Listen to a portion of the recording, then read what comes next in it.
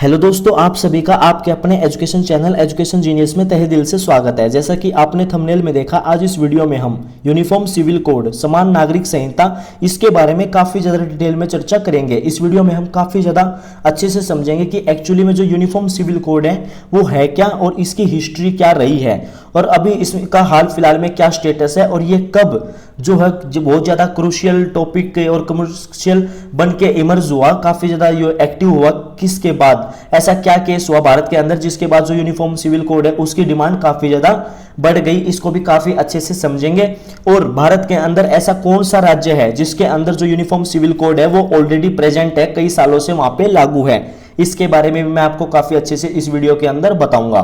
तो इस वीडियो को अंत तक जरूर देखना क्योंकि यह वीडियो काफ़ी ज़्यादा इंपॉर्टेंट एंड काफ़ी ज़्यादा इंटरेस्टिंग होने वाली है। और यदि आप चैनल पर पहली बार आए हैं तो आप चैनल को सब्सक्राइब कर दें और बेल आइकन प्रेस करना बिल्कुल भी ना भूलें। तो चलिए दोस्तों, वीडियो में आगे बढ़ते हैं और हम जानेंगे यूनिफॉर्म सिविल कोड के बारे में।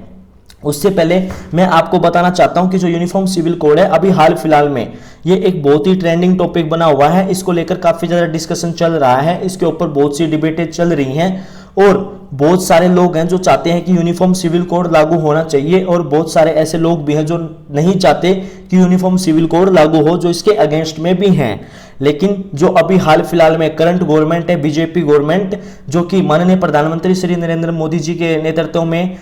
गवर्नमेंट अपना कार्य कर रही है, इन्होंने अपने मैनिफेस्टो के अंदर भी ये डाला था कि हम यूनिफॉर्म सिविल कोड को लेकर आएंगे। तो इसको लेकर जो सरकार है वो क्या प्रयत्न कर रही है और सरकार के द्वारा क्या प्रयत्न किए गए उसके बारे में मैं आपको इस वीडियो में बताऊंगा। जैसे कि आप यहाँ न्यूज़पेपर की हेडलाइन में देख पा रहे हो, रिपोर्ट के मुताबिक जो यूनिफॉर्म सिविल कोड है वो हमें बहुत जल्द मिलेगा और जो मोदी गवर्नमेंट है वो इंट्रोड्यूस करेगी यूनिफॉर्म सिविल कोड को। जो अभी पार्लियामेंट का मॉनसून सेशन शुरू होने वाला है उस समय यूनिफॉर्म सिविल कोड को इंट्रोड्यूस किया जाएगा। और जो बहुत ही ज्यादा फेमस पॉलिटिकल चेहरा है मायावती जी, उन्होंने भी बोला है कि वो यूनिफॉर्म सिविल कोड के अगेंस्ट में नहीं है, बट जो वे है वो उनको एंडोर्स अच्छा नहीं लगा, उनको पसंद नहीं आया ये वे। और जो एनडीए के नॉर्थ ईस्ट में अलाइज है उन्होंने भी अपोज किया है यूनिफॉर्म सिविल कोड को कि ये जो राइट्स हैं उसको कर्ब करेगा। तो चलिए दोस्तों, ये तो अभी जैसे कि न्यूज़ के टॉपिक हैं, ये काफ़ी ज़्यादा न्यूज़ के अंदर चला हुआ है और ये लोगों के द्वारा अपने बयान दिए जा रहे हैं। काफ़ी ज़्यादा जो प्रोमिनेंट लीडर्स हैं वो भी अपने इसके ऊपर बयान दे रहे हैं। तो अब हम जानेंगे यूनिफॉर्म सिविल कोड के बारे में कि पूरा का पूरा जो यूनिफॉर्म सिविल कोड है ये है क्या। यूनिफॉर्म सिविल कोड यानी कि समान नागरिक संहिता, ये एक ऐसा प्रोपोजल है जब ये भारत के अंदर लागू होगा तो ये फॉर्मुलेट करेगा, इंप्लीमेंट करेगा भारत के जो सिटीजन्स हैं उनके पर्सनल लॉज को, जो कि सारे के सारे अप्लाई होंगे ऑल सिटीजन्स के ऊपर इक्वली। उसके अंदर रिलीजन, जेंडर और सेक्सुअल ओरिएंटेशन को लेकर कोई भेदभाव नहीं किया जाएगा। समान रूप से जो पर्सनल लॉज हैं सिटीजन्स के वो सारे के सारे भारत के जितने भी सिटीजन्स हैं ऑल सिटीजन्स के ऊपर वो इक्वली लागू होंगे। अभी फिलहाल में करंटली जो पर्सनल लॉज हैं वेरियस कम्युनिटीज के वो गवर्न किए जाते हैं उनकी जो रिलीजियस स्क्रिप्चर्स हैं, रिलीजियस जो महाग्रंथ हैं उनके द्वारा जो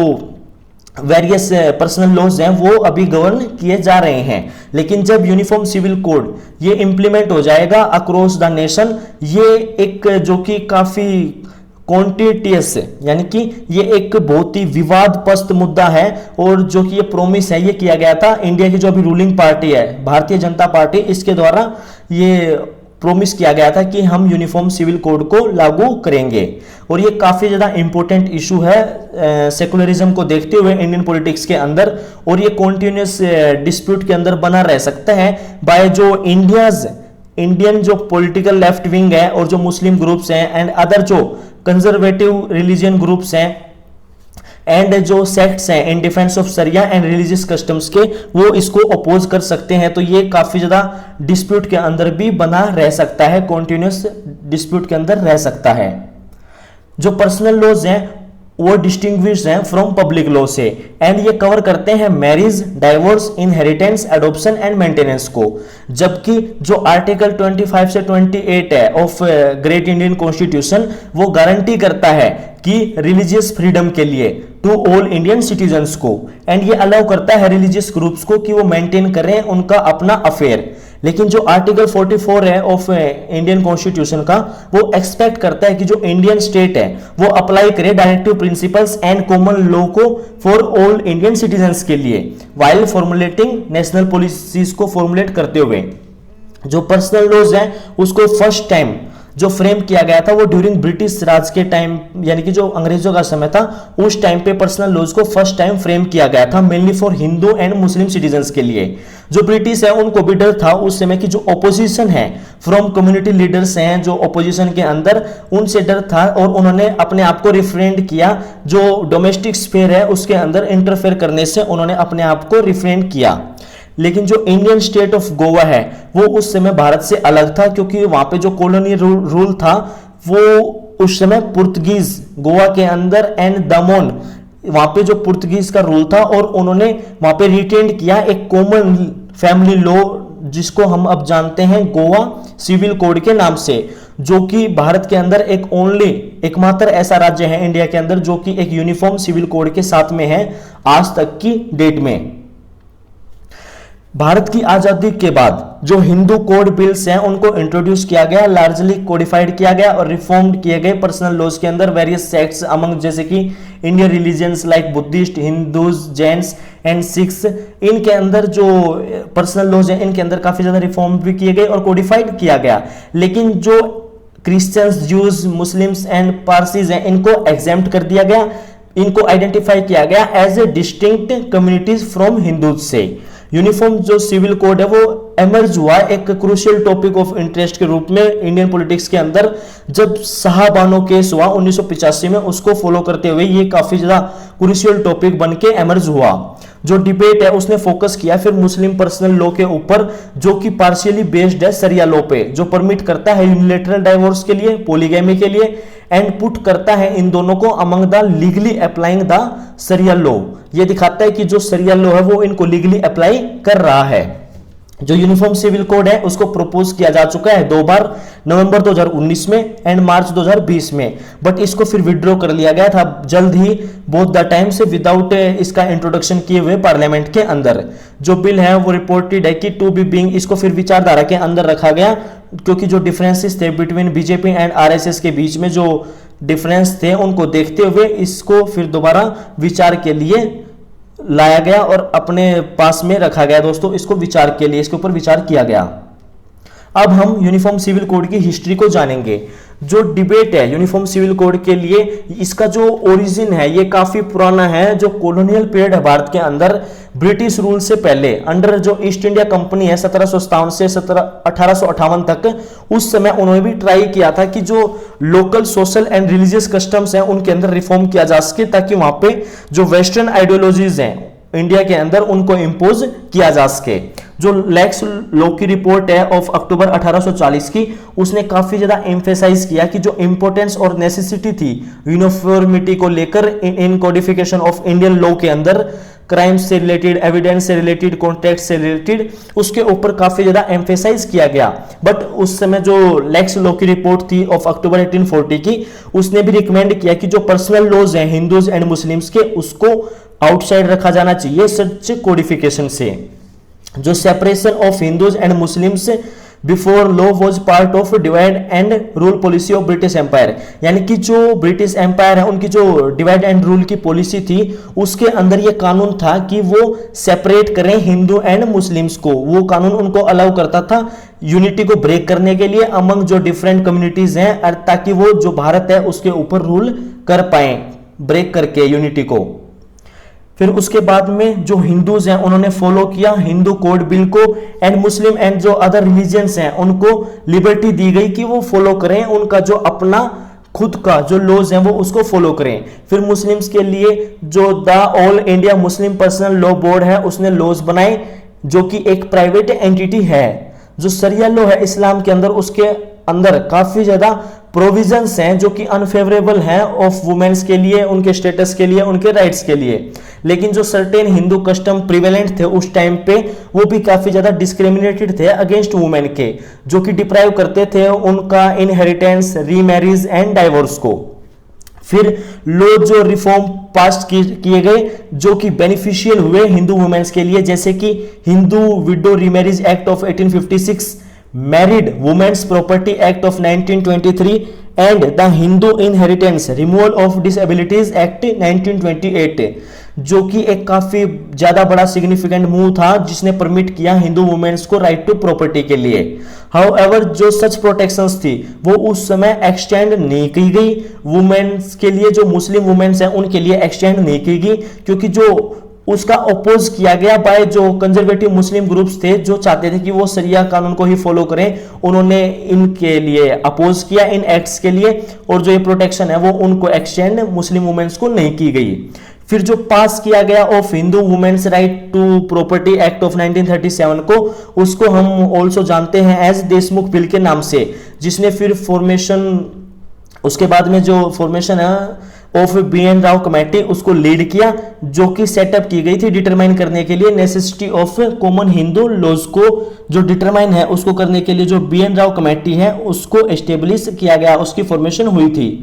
जो इंडियन पार्लियामेंट है उसने भी काफी ज्यादा डिस्कस किया रिपोर्ट ऑफ जो हिंदू लॉ कमेटी की रिपोर्ट थी 1948 और 1951 और 1951 से 1954 सेशंस की, उनको भी काफी ज्यादा डिस्कस किया गया। हमारे भारत के जो इंडियन रिपब्लिक के पहले प्रधानमंत्री श्री जवाहरलाल नेहरू जी और उनके सपोर्टर्स एंड वुमेन मेंबर्स जो कि चाहते थे कि एक यूनिफॉर्म सिविल कोड उसको इंप्लीमेंट किया जाए, एज लॉ मिनिस्टर के रूप में श्री BR अंबेडकर जी जो कि इंचार्ज थे उस बिल की डिटेल्स को प्रेजेंट करने के लिए। फिर स्पेशल मैरिज एक्ट 1954 के अंदर उसको लाया गया, जिसने प्रोवाइड किया एक फॉर्म ऑफ सिविल मैरिज हर नागरिक को इरिस्पेक्टिव ऑफ रिलीजन, यानी कि रिलीजन को हटा के उन्होंने सभी नागरिकों को ये जो एक फॉर्म है ऑफ सिविल मैरिज का वो प्रोवाइड किया, जिसने परमिट किया कि any Indian to have their marriage outside, यानी कि जो उनके स्पेसिफिक रिलीजियस पर्सनल लॉज हैं उनसे हटके भी जो एनी इंडियन सिटीजन है वो अपनी शादी कर सकता है। ये लॉ अप्लाइड किया गया टू ऑल इंडिया के अंदर, ये लॉ अप्लाई हुआ एक्सेप्ट जम्मू एंड कश्मीर को छोड़ के। मैनी रिस्पेक्ट्स में जो ये लॉ था ये ऑलमोस्ट आइडेंटिकल था to Hindu marriage act of 1955, जिसने और आइडिया दिया as to how secularised the law regarding Hindus had become. इन्होंने इसके बारे में काफी ज्यादा आइडिया दिया जो ये लाया गया था एक्ट। अब सिग्निफिकेंस क्या रहा साहबानो केस का, जो फ्रीक्वेंट कॉन्फ्लिक्ट चल रही थी सेकुलर एंड रिलीजियस अथॉरिटीज के बीच में इस यूनिफॉर्म सिविल कोड के इश्यू को लेकर, वो इवेंचुअली उस समय डिक्रीज हो गई। जब तक 1985 के अंदर साहबानो केस नहीं हुआ था उससे पहले जो ये उनके अंदर कॉन्फ्लिक्ट चल रही थी ये काफी ज्यादा डिक्रीज हो चुकी थी। बानो जो कि एक 73 ईयर ओल्ड वुमेन थी जिसने मेंटेनेंस के लिए, यानी कि अपने पति से मेंटेनेंस के लिए उन्होंने आवाज उठाई थी, उन्होंने कोर्ट का दरवाजा खटखटाया। जो उनके पति थे मोहम्मद अहमद खान, वो उन्होंने उसको डिवोर्स दिया। 40 साल उनकी शादी होने के बाद उन्होंने, जो उनके पति थे, उन्होंने बानो को डिवोर्स दिया बाय ट्रिपल तलाक के माध्यम से। उन्होंने जो वहां पे ट्रिपल तलाक के माध्यम से उन्होंने ये बोला था आई डाइवोर्स दी, जो ये है उन्होंने 3 टाइम्स बोल के फिर बानो जी को जो डाइवोर्स दिया, एंड उन्होंने डिवाइड कर दिया कि वो डिनाइड कर दिया कि वो उनको जो रेगुलर मेंटेनेंस है वो नहीं देंगे, जो कि ये सॉर्ट ऑफ यूनिलेटरल डाइवोर्स जो कि डिस्क्रिमिनेट करता है अगेंस्ट वुमेन, लेकिन ये परमिटेड है under the Muslim personal law. फिर जो इनिशियली उनको मेंटेनेंस ग्रांट की गई by the verdict of local court की जो वर्डिक्ट थी उसके अनुसार जो उनको इनिशियल ग्रांट थी वो मेंटेनेंस वो ग्रांट की गई, इनिशियल मेंटेनेंस 1980 के अंदर। खान जो कि एक लॉयर थे खुद हिमसेल्फ, उन्होंने इस डिसीजन को चैलेंज किया और ये इस चैलेंज को लेकर सुप्रीम कोर्ट में गए। वहां पे उन्होंने बोला कि उन्होंने जो सारे ऑब्लिगेशंस हैं उसको फुलफिल किया है अंडर द इस्लामिक लॉ। फिर सुप्रीम कोर्ट ने जो ये फैसला है ये साहबानों के फेवर में सुनाया 1985 के अंदर under the maintenance of wife's children and parents provision section 125 of all India criminal code के तहत सुप्रीम कोर्ट ने यह फैसला साहबानों के फेवर में सुनाया और ये अप्लाइड हुआ to all citizens irrespective of religion. फिर दोस्तों जो ये इसके फर्दर में रिकमेंड किया गया कि जो यूनिफॉर्म सिविल कोड है उसको सेटअप किया जाना चाहिए और इस केस के बिसाइड 2 जो अदर मुस्लिम वुमेन्स थी had previously received maintenance under the criminal code in 1979 and 1980। अब इसका हम करंट स्टेटस एंड ओपिनियंस के बारे में जानेंगे। यूनिफॉर्म सिविल कोड जो कि बना है रिप्लेस करने के लिए जो अभी करंटली एप्लीकेबल वेरियस लॉज हैं, जो एप्लीकेबल हैं वेरियस रिस्पेक्टिव कम्युनिटीज को, जो कि इनकंसिस्टेंट हैं एक दूसरे के साथ में। जो ये लॉज हैं ये इंक्लूड करता है जैसे कि Hindu marriage act, Hindu succession act, Indian Christian marriage act, Indian divorce act, Parsi marriage and divorce act. Meanwhile certain ones like जो सरिया इस्लामिक लॉज है वो कोडिफाइड नहीं है एंड सोनली बेस्ड है अपॉन देयर रिलीजियस स्क्रिप्चर के ऊपर। जो प्रोपोजल है यूनिफॉर्म सिविल कोड के अंदर वो इंक्लूड करता है monogamy, equal rights son and daughter के लिए over inheritance of parental property and gender and religion neutral laws in regards of will, charity, divinity, guardianship and sharing of custody. जो ये law है ये काफी ज्यादा रिजल्ट हमें देखने को नहीं मिलेगा, काफी ज्यादा डिफरेंस नहीं है टू द स्टेटस ऑफ जो हिंदू सोसाइटी है उसके अंदर हमें काफी ज्यादा डिफरेंस नहीं देखने को मिलेगा, क्योंकि जो इसके अंदर काफी ज्यादा ये लॉज हैं ये ऑलरेडी हिंदूज के ऊपर एप्लीकेबल है थ्रू हिंदू कोड बिल। काफी सालों से ये हिंदूज के ऊपर एप्लीकेबल है हिंदू कोड बिल के थ्रू। अब हम इसके लीगल स्टेटस एंड प्रोस्पेक्टस के बारे में जानेंगे। जो यूनिफॉर्म सिविल कोड है इसको इंक्लूड किया गया बीजेपी के मैनिफेस्टो के लिए फॉर 1998 के अंदर भी और 2019 के इलेक्शंस में भी, और इसको इवन प्रपोज भी किया गया इंट्रोडक्शन के लिए पार्लियामेंट में फॉर फर्स्ट टाइम नवंबर 2019 में बाय श्री नारायण लाल पंचारिया जी, इनके द्वारा यहाँ पे ये इंट्रोड्यूस किया गया। अमिड प्रोटेस्ट किया गया बाय अपोजिशन एमपीज के द्वारा एंड जो बिल है फिर उसको बाद में विड्रॉ कर लिया गया कुछ अमेंडमेंट्स को करने के लिए। फिर बिल है उसको सेकेंड टाइम लाया गया बाय श्री किरोड़ी लाल मीना जी के द्वारा मार्च 2020 में, बट इसको वहां पे इंट्रोड्यूस्ड नहीं किया गया। रिपोर्ट्स के मुताबिक जो एमर्ज्ड हुआ 2020 के अंदर जो बिल था इसको फिर विचार के अंदर रखा गया, क्योंकि जो बीजेपी के जो डिफरेंसेस थे ड्यू विद आरएसएस उनको देखते हुए फिर इस बिल को विचार के लिए रखा गया। जो प्ली है वो फाइल की गई दिल्ली हाई कोर्ट में, जो प्ली है वो इस्टेब्लिशमेंट ऑफ जुडिशियल कमीशन, यानी कि जुडिशियल कमीशन उसको इस्टेब्लिश किया जाना चाहिए और एक हाई लेवल एक्सपर्ट कमेटी है उसको इस्टेब्लिश किया जाना चाहिए ताकि जो डायरेक्ट करे सेंट्रल गवर्नमेंट को प्रिपेयर करने के लिए एक draft of uniform civil code 3 महीने के अंदर अंदर। फिर 2021 में जो ये रिक्वेस्ट की गई कि जो रिक्वेस्ट फाइल की गई जो ये प्ली है इसको ट्रांसफर कर दिया जाए टू सुप्रीम कोर्ट, ताकि जो फीलिंग्स थी मोर ऐसी और प्लीज थी जो through out various high courts के अंदर लगाई जा रही थी वो ब्रिंग ना करें इनकंसिस्टेंसी थ्रू आउट इंडिया, तो इसको फिर सुप्रीम कोर्ट को ट्रांसफर कर दिया गया। जो ड्राफ्ट है फिर उसको would further be published on website for 60 days to facilitate extensive public debate and feedback.